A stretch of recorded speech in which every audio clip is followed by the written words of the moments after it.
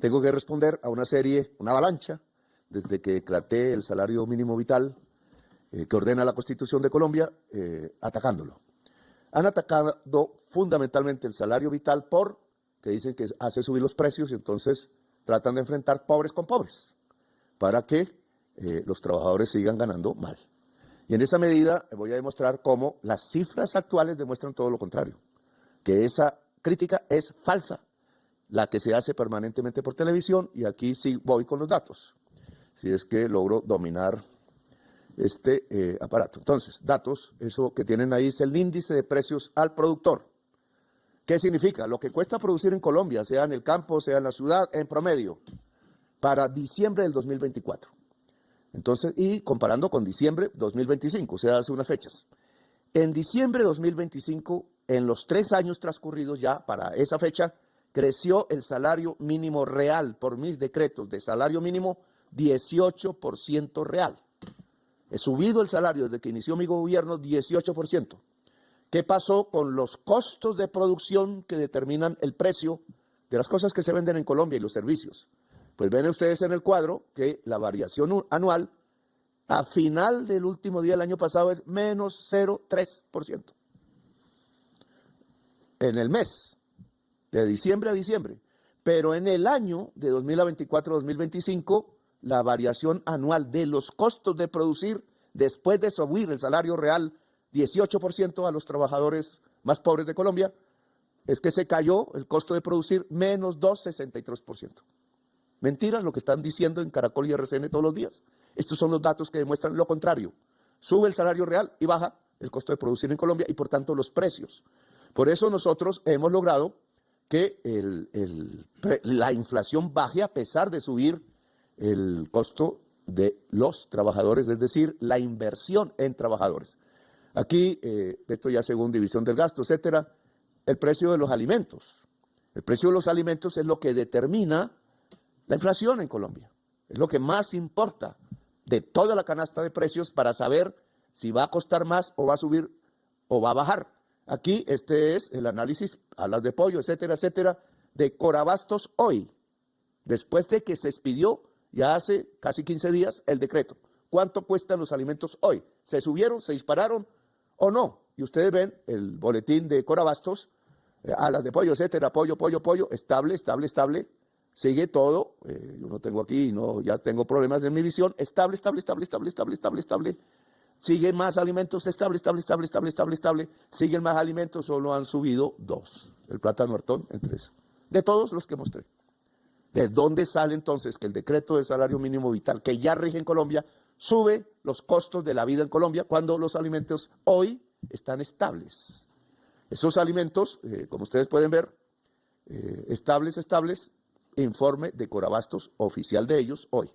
Bueno, ahora tengo que pasar a otros cuadros, pero quería mostrar cómo en el caso del salario vital no están subiendo los precios en Colombia. Necesitamos, Germán, decretos que desindexen la vivienda del salario mínimo, brutal esa ley, se sabe ya quién la hizo, cómo los costos de la vivienda se equiparan al salario mínimo. Si es apenas un 20% el costo laboral y todos los demás costos han bajado en Colombia, en la vivienda, porque el índice del productor, como lo acabo de mostrar, es el IPC que bajó durante este gobierno a menos 2,6%. Bien, aquí hay unos cuadros que me gustaría mostrar, billones de pesos dejados de percibir. Esto tiene que ver con la lucha por el ingreso en Colombia. A los trabajadores durante todo el tiempo, vamos a ver si ubico el cuadro aquí, pero solo está hasta Corabastos, va para atrás. Entonces, ahí. Entonces ese cuadro un poco confuso que ven ahí, muestra a través de los años, desde el 2900 y pico hasta el 2024, que es este mismo, que no tengo aquí, es el cuadro que nos muestra cuál porcentaje tienen los trabajadores del ingreso nacional y cuál es el capital, los dueños de las empresas.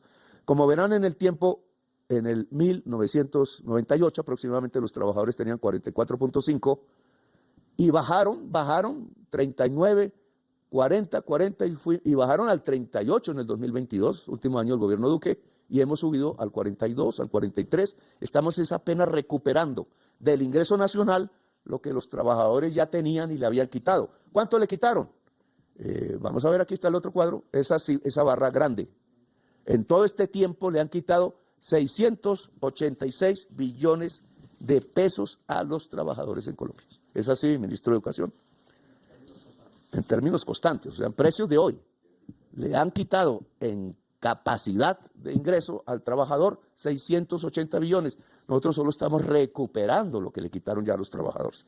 Bien, por la rapidez del tiempo, les quiero decir entonces que el salario vital es una orden de la Constitución, que el salario vital es una orden también de la Organización Internacional del Trabajo, que el decreto ya con 15 días de experiencia demuestra que la crítica hecha sobre que iba a disparar los precios no se demuestra.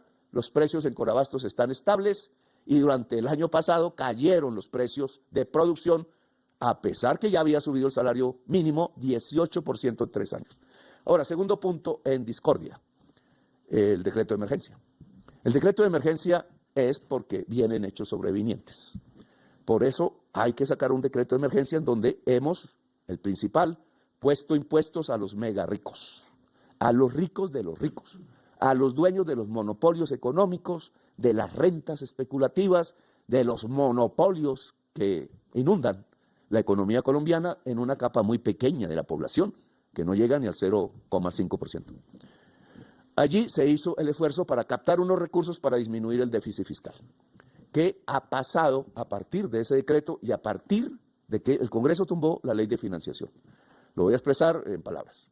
Apenas el Congreso tumbó la ley de financiamiento del Estado, 2 veces lo ha hecho, fuimos a mirar, hicimos un endeudamiento de Colombia para pagar deudas. Nosotros no nos endeudamos para gastar en nuestro programa, sino para pagar las deudas que heredamos, ojo con eso, y el cobro en tasa de interés interna en Colombia fue 13% y pico de interés. Mucho más alto que lo veníamos endeudándonos dentro de Colombia en el tiempo antes de que el Congreso tumbara la ley de financiamiento. Lo que se percibía era que en la medida en que no teníamos capacidades para pagar la deuda, porque habían sido recortadas por el Congreso de la República, por sectarismo político e irresponsabilidad con la nación, los señores congresistas, que ya ustedes deben mirar quiénes lo hicieron, entonces se disparó el costo de la deuda en Colombia y eso la hace insostenible para pagar hasta que decretamos la emergencia económica. ¿Funcionó o no funcionó, Germán? Usted acaba de hacer una operación de endeudamiento para pagar la deuda cara de Colombia, no para gastar más. Nosotros recortamos el gasto el año pasado en 16 billones de pesos, para los que dicen que no recortamos gasto, 16. ¿Y qué pasó con esa operación? Íbamos por 5.000 millones de dólares, 4.950 exactamente, ofrecieron 23.000 millones de dólares, operación de crédito externo, y la tasa de interés promedio de los 5.000 millones de dólares en que nos endeudamos para pagar deuda más cara fue 6%.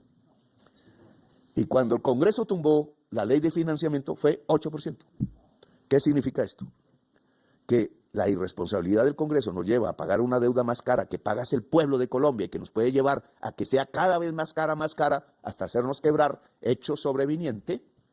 Y cuando decretamos la emergencia económica y pusimos los impuestos vía decreto a los mega ricos de Colombia, entonces se cayeron las tasas de interés, las tasas que llaman de riesgo país en el exterior, y nos ofrecieron casi más de 4 veces más de lo que pedimos. Eso se llama confianza en Colombia, en la economía en Colombia, del mercado mundial. Es el mercado el que está diciéndonos en el mundo que acertamos decretando la emergencia económica, más mi conversación con Trump.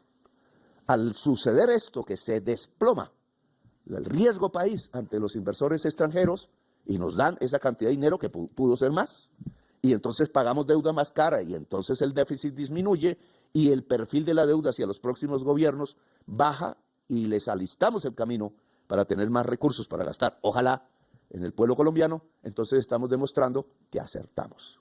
Acertamos en el salario vital, los precios no crecen, están estables, algunos crecerán y vigilaremos por especulación, y acertamos en la emergencia económica con el decreto tributario porque nos ganamos la confianza del mercado internacional, que hoy está haciendo así cola por comprar los bonos colombianos a menor precio de lo que en años anteriores nos tocó comprar ante la oposición que nos saboteaba los proyectos de ley en el Congreso. Demostrado, entonces, colombianas y colombianos, que no estamos llevando esto a un abismo, al caos, etcétera, sino al contrario, que estamos dando confianza al mundo, que estamos garantizando recursos más baratos con los cuales pagaremos con esos créditos y bajaremos déficit fiscal, y que la economía colombiana está tumbando su último obstáculo para crecer y dispararse y hacer progresar a las familias, que al final es lo que se trata, sacar gente de la pobreza.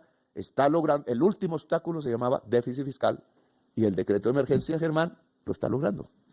Espero que los magistrados puedan entender estas cifras económicas, saber su lógica. Es fácil. Si se quita capacidad al Estado de pagar su deuda, crece el costo de la deuda, fue lo que hizo el Congreso. Si se le da al Estado la capacidad de pagar su deuda, baja el costo de la deuda, fue lo que hizo el decreto de emergencia. Vamos por la línea correcta de la política económica. Estoy censurado, tengo que cerrar aquí, no puedo explicar más. Gracias, colombianas y colombianos, por escuchar.